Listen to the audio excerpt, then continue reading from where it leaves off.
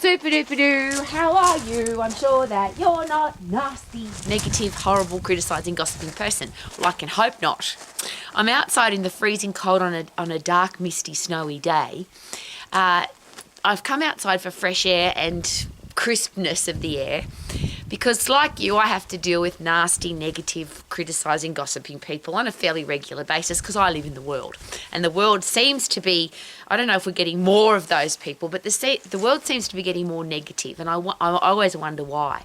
So I come outside to enjoy Mother Nature. She's just put snow on the mountains. It's a beautiful, crisp day. And I ask myself the question as I'm clearing my head, I wonder why people are so nasty, why they criticise, why they're negative, why they gossip. And I actually have a great answer to that. I often invest time in schools with little children as little as 5 right through to teenagers who are leaving school almost adults. And they ask me, Rowie, you were bullied at school. How did you handle it? How do you handle the people that treat you disrespectfully?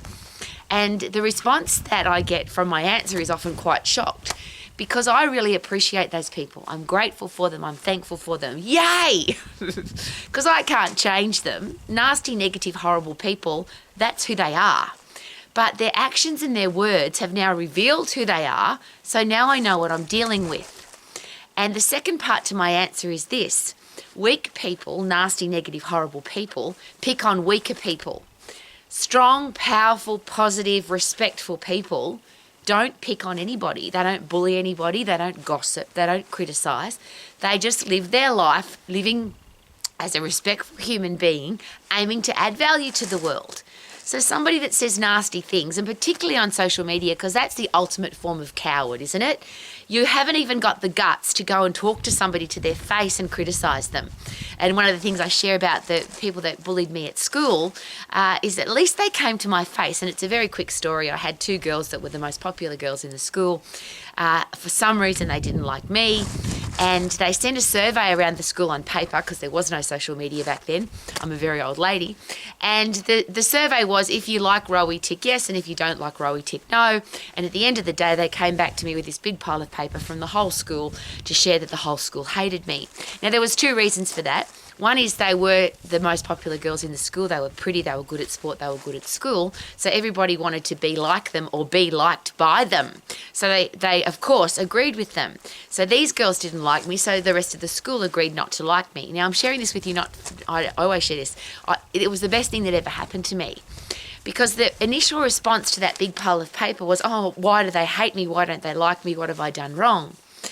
But I'm a smart, logical person who went home and went, why are the most popular girls in the school who are really good at sport and really good at study, why are they picking on me? And it was very obvious that people who have got some horrible stuff going on in their life will then aim to pick on weaker people. And I wasn't the most popular girl in the school, so I was one of the weak people. And maybe they saw in me that, or they thought I was weak, and obviously by my response I wasn't, because I went back to school the next day. I went up to both of those girls, looked them in the eye and said, thank you very much. Because of you, I will become a more powerful, passionate, positive, strong woman. Powerful, passionate, positive person. And it's become a mantra of my life. I'll say it again because I get excited by saying it. Powerful, passionate, positive person. And maybe that's why they didn't like me, and that maybe that's why they picked on me. I'm sharing that very personal story with you. Because if somebody's nasty to you, if they criticise you, if they gossip about you, it's because they've got some horrible thing going on in their life. They are a weak person who's picking on a weaker person. So obviously the way to handle that is be a strong person. If you're strong and powerful, very unlikely that weak people will pick on you.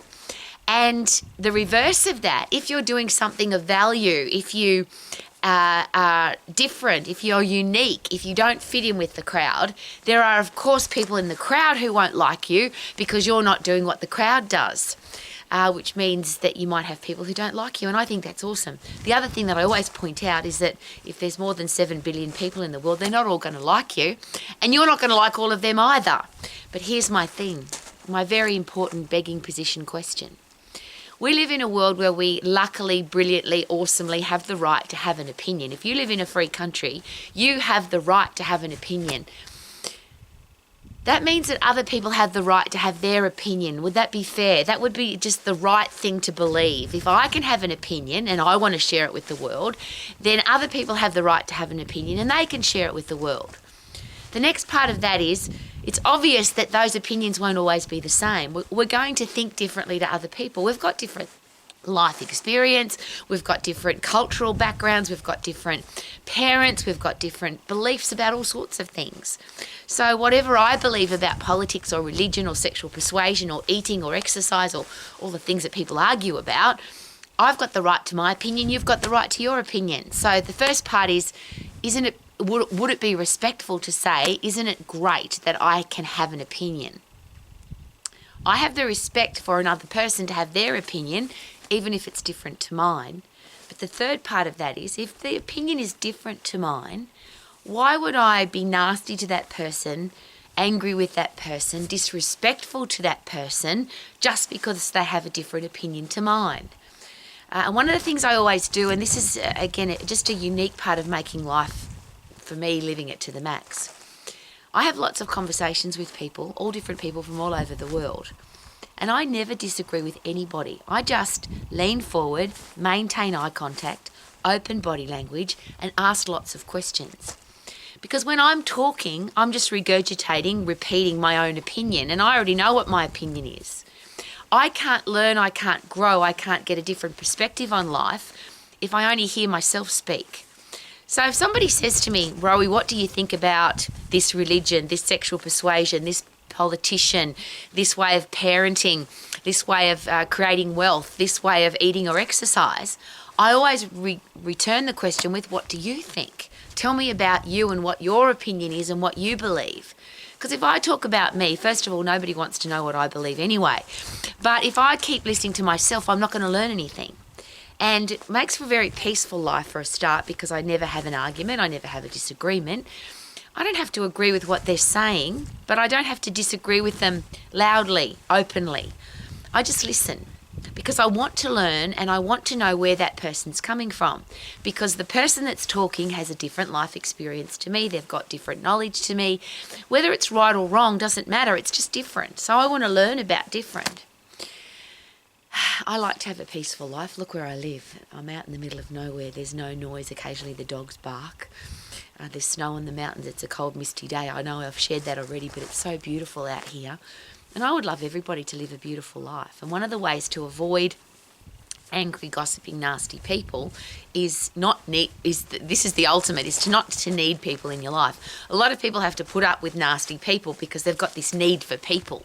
Some people even, it seems, have even got a need to argue or to have a drama in their life. Have you noticed? Some people just seem to love that whole prospect of arguing and creating drama.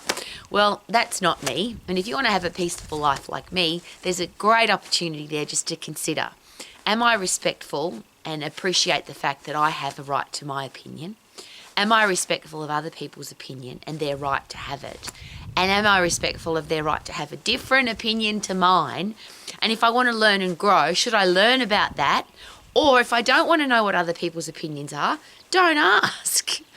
If you don't want to have an argument, here's a great suggestion and a great quote. Don't post anything on social media, because it's been suggested that every time you post something, there will be somebody that disagrees with you. Now, the world is full of disagreement, argument, even wars about religion, sexual persuasion, the way you should live your life. And wouldn't it be nice if people just minded their own business? There's a great suggestion. Mind your own business. Live your life to the max, the way that you want to live it.